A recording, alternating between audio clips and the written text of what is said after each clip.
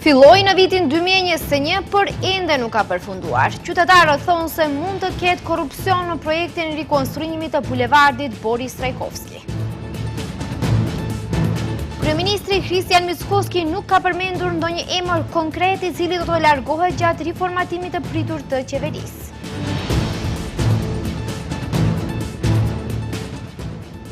Bashkimi Demokratik për Integrim pretendon se janë importuar 25 milion euro energji në vitin 2026. Kryeministri Mickoski e mohon këtë mundësi. Irani kërkon aleancë ushtarake rajonale për të izoluar SHBA-n dhe Izraelin.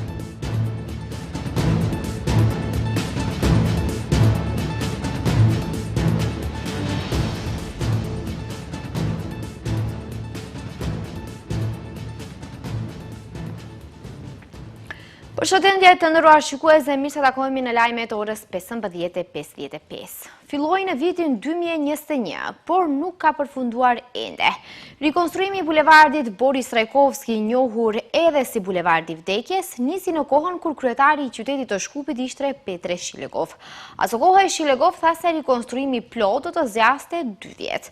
Nuk dihet ende edhe sa do të zgjasë rikonstruimi i këtij bulevardi, i cili është planifikuar të ketë 4 korsi, rrugë për këmbësor nga të dy anët dhe korsi për ciklist nga njëra anë. Qytetarët thonë se këtu ka vend për dyshime për korrupsion.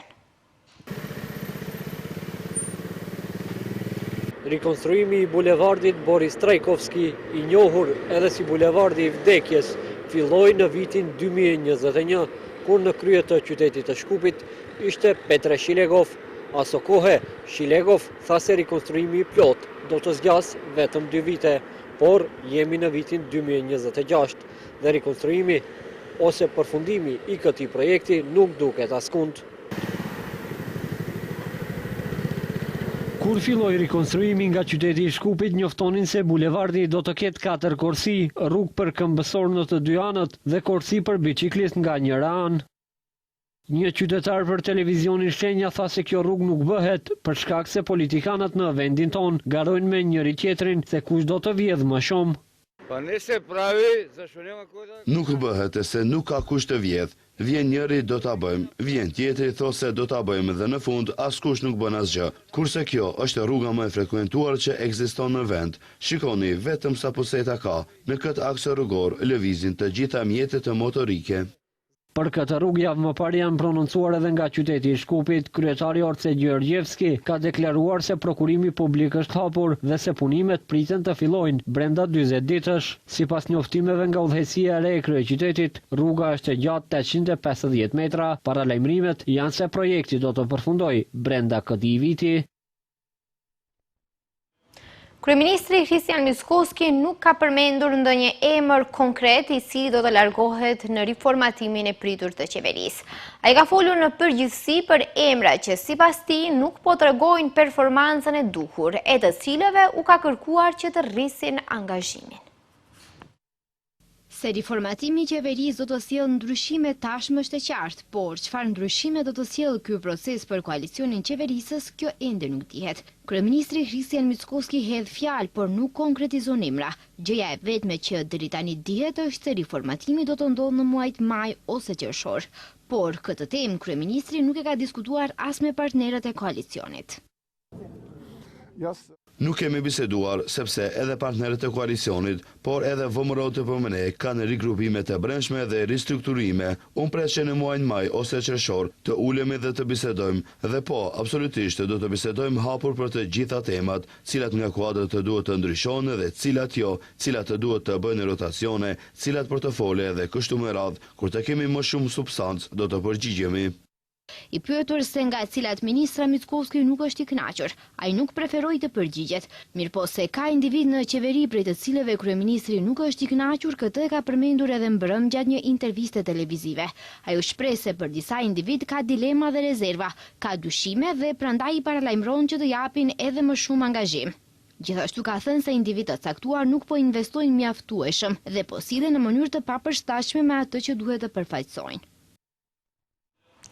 Kryetari i Komunës së Çajirit dhe njëri nga liderët e Vlenit, Izet Megjiti, ka porositur kreun e gjykatës kushtetuese Darko Kostadinovski që të mos merret me politik. Reagimi vjen një ditë pasi Kostadinovski tha se më mirë do ishte të mbyllej kushtetuesja se sa të vendosej mekanizmi i badenterit. Një përplasje e fortë mes politikës edhe drejtësisë ka shpërthyer në skenën publike. Kryetari i Komunës së Çajirit edhe njëri ndër liderët e Vlenit, Izet Megjiti, i ka dërguar një mesazh të drejtë për drejtë kryetarit të gjykatës kushtetuese, Darko Kostadinovski, duke i kërkuar që të qëndrojë brenda kufive të detyrës së tij dhe të mos përfshihet në politikën ditore. Deklaratat e fundit të Kostadinovskit, i cili tha se më mirë të mbyllet gjykata kushtetuese se sa të vendoset mekanizmi i badenterit, kanë nxitur reagime të shumta, pasi ai disa herë ka shprehur qëndrime personale në kundërshtim me rolin që mban.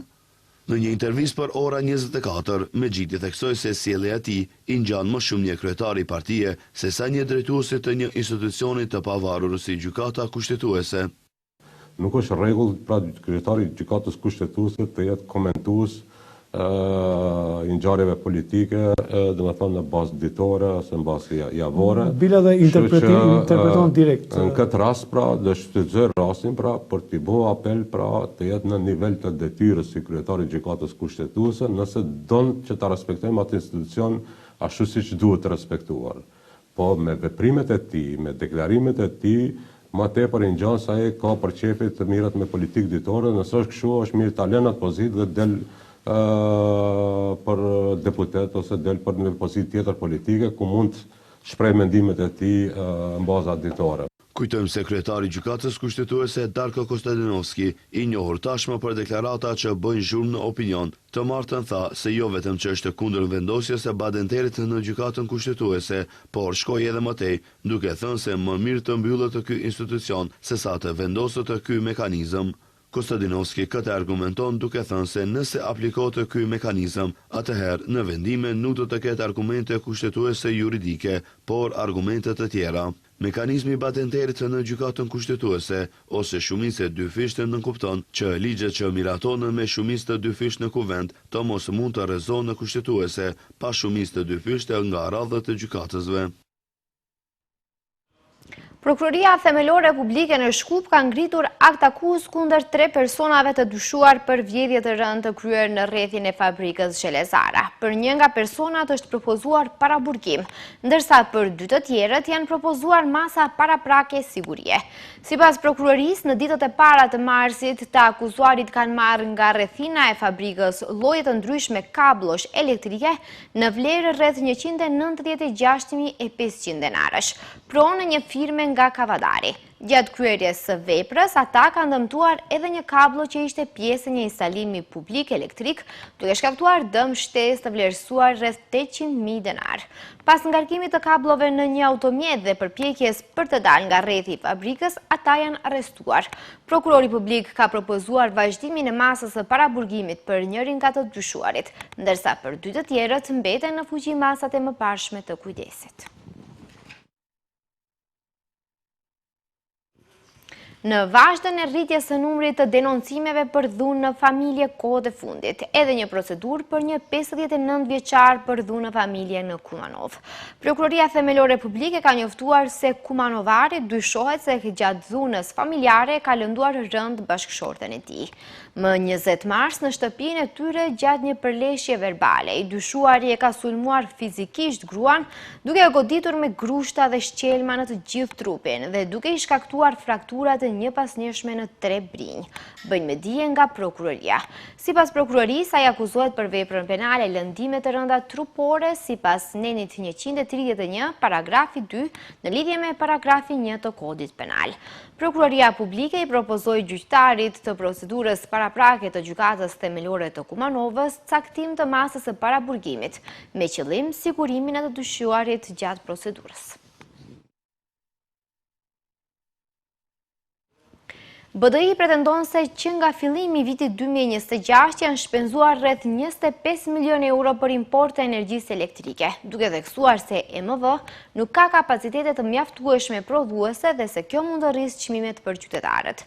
Ndërkaq kryeministri Christian Mickoski hedh poshtë këto pretendime, duke thënë se BDI nuk e njeh mirë sektorin energjetikës dhe se deklaratat e tyre nuk janë të sakta. Bashkimi Demokratik për Integrim pretendon se rreth 25 milion euro janë shpenzuar për import të energjisë elektrike që nga fillimi i vitit të 2026 për të mbuluar nevojat e investorive dhe konsumatorëve të vegjël. EMV ka qenë detyruar të furnizohet me energji elektrike të paktën në 2 raste, ku janë shpenzuar 24.3 milion euro për import. Në janar janë blerë 104.160 megawatt orë me çmim prej 119.050 euro megawatt orë, ose gjithsej 12.447.120 euro. Në shkurt, 94.080 megawatt orë me çmim prej 126.90 euro me megawatt orë, ose gjithsej 11.938.752 euro. Sipas BDI-s, këto shifra tregojnë qartë se EMV nuk ka kapacitete të mjaftueshme prodhuese për të mbuluar nevojat e tregut të rregulluar, gjë që shon drejt për drejtë në rritje të presionit mbi çmimin e energjisë elektrike për qytetarët. Sistemi elektroenergjetikës, si thon nga BDI, po përballet me sfida serioze, ndërsa pasojat e menaxhimit të papërgjeshëm dhe jo profesional do t'i bartin qytetarët e përmes faturave më të larta.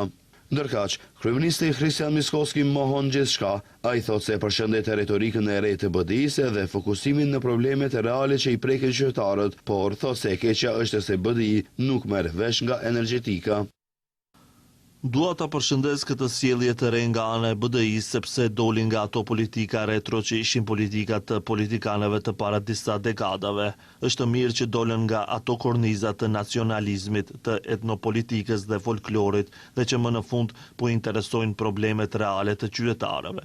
Por e keqja është se nuk e zotrojnë temën dhe ajo që thonë është në kundërshtim me të vërtetën, sepse sot EMV gjatë orëve të natës eksportoi pra shiti në bursë rreth 850 megawatt orë që në ditë i sjell kompanisë një vlerë të shtuar prej 100 deri në 150.000 euro. Mickoski sqaron se ekzistojnë periudha të vitit kur importohet energji dhe periudha kur eksportohet.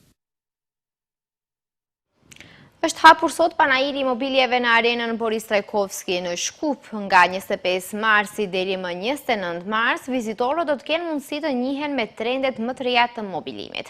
Drejtoresha e panairit të Shkupit, Daniela Gligorovska, theksoi se është një traditë në Shkup, por që ka pësuar edhe një ndërprerje disa vjeçare si pasojë e pandemisë.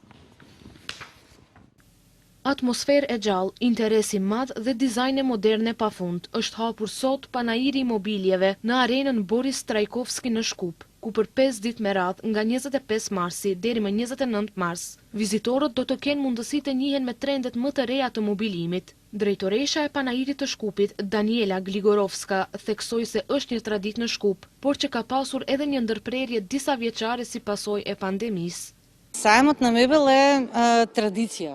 Është një tradit në Shkup dhe njëkohësisht tradit edhe në vendin ku organizohet. Ka pasur edhe një ndërprerje disa vjeçare, pjesërisht si pasojë e pandemisë, gjatë së cilës pati edhe një ndryshim të lokacionit. Këtë vit për të 4-ën herë radhazi, po mbahet në vazhdimsi dhe si organizator mund të themi se jemi të kënaqur me mënyrën si po zhvillohet organizimi dhe me numrin e ekspozuesve dhe një ofertë shumë më të mirë të mobiljeve. Mendojmë se vizitorët që do të vinë, zakonisht rreth 15.000 do të jenë të kënaqur dhe do të kenë mundësi të zgjedhin vërtet atë që u nevojitet. Ky panair, i cili tashmë organizohet prej vite me radhë, është shndruar në një traditë të rëndësishme për industrinë e mobiljeve, ku mbledh në një vend prodhues dhe vizitor. Në këtë panair marrin pjesë brende vendore, të cilat prezantojnë produkte të ndryshme, nga divan modern e deri te zgjidhja inovative për çdo hapësirë banimi apo pune.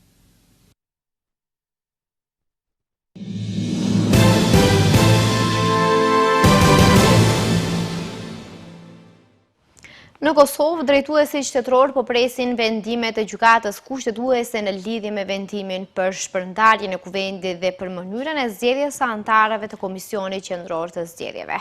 Presidentja Vjosa Osmani deklaroi se arsyeja se pse ka kërkuar sqarim nga gjykata kushtetuese për këtë çështje është se partitë kanë kërkuar emërimin e më shumë anëtarëve në KQZ.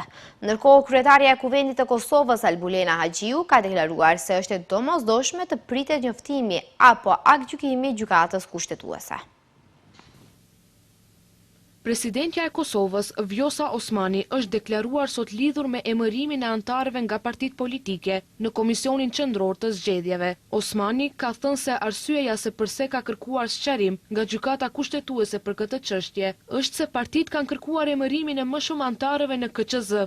Për shkak se janë kërku 3 nga vetëvendosja janë emëruar vetëm 2, janë kërku 2 nga PDK-ja është emëruar 1 për shkak se ka më shumë propozime se sa që i lejon kushtetuta. Dhe me qenë se kjo çështje deri tani nuk është sqaruar nga gjykata kushtetuese, kam kërkuar që ta sqaroj atë, mirë, por ky rast është ngritur mbi një bazë tjetër ligjore, jo mbi të njëjtën që është ngritur në rastet të mëparshme, qoftë nga ish presidenti Thaçi, qoftë nga ana ime, se kjo çështje ka qenë e paqartë për gjatë viteve për secilin president në fakt, dhe shpresoj që më në fund gjykata ta sqarojnë. Momentin që sqarohet, vijohet me emërime. Ajo ka sqaruar se kushtetuesja ende nuk ka marrë ndonjë vendim për këtë dhe se janë në prikje të përgjigjes. Ndërkohë, kryetarja e Kuvendit të Kosovës, Albulena Haxhiu, ka deklaruar se është e domosdoshme të pritet njoftimi apo aktgjykimi i gjykatës kushtetuese të Kosovës lidhur me dekretin e presidentes për shpërndarjen e Kuvendit të Kosovës. Ajo ka theksuar se është e rëndësishme që vendimet e këtij institucioni të kuptohen qartë përpara se të ndërmerren hapa të tjerë institucional. Është shumë e rëndësishme që të pritet njoftimi apo aktgjykimi i gjykatës kushtetuese, për faktin se siç e dini, në të kaluarën së pari ka pas njoftim të gjykatës e pastaj është nxjerrë aktgjykimi, pra sido që të ndodhë është e rëndësishme që kjo të pritet.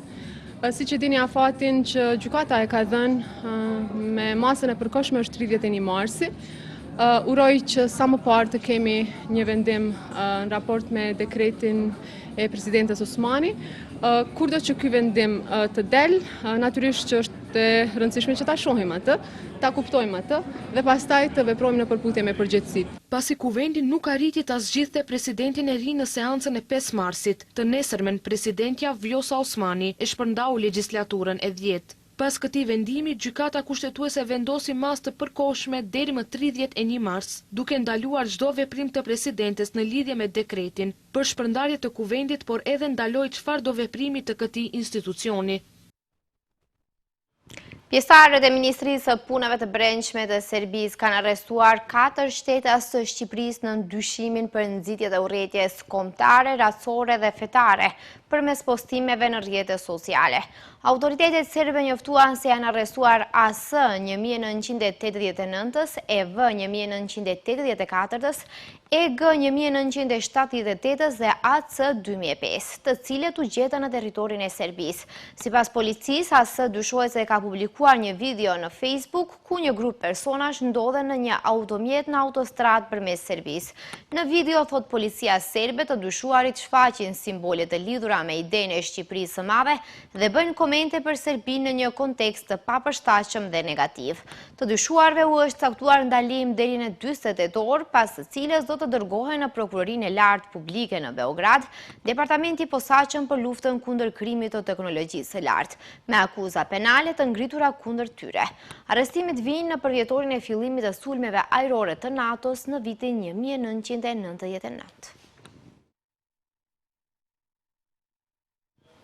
Irani u bëri thirrje sot vendeve të lindjes së mesme të krijojnë aleancë sigurie dhe ushtarake që përjashton në mënyrë të qartë SBA-n dhe Izraelin. Transmeton Anadolu. Ka ardhur koha për të krijuar aleancë sigurie pa praninë e SBA-s dhe Izraelit, tha Ebrahim Zolfagari në një zëdhënës i shtabit qendror Khatam al-Anbiya të Iranit në një video mesazh drejtuar botës arabe dhe islamike.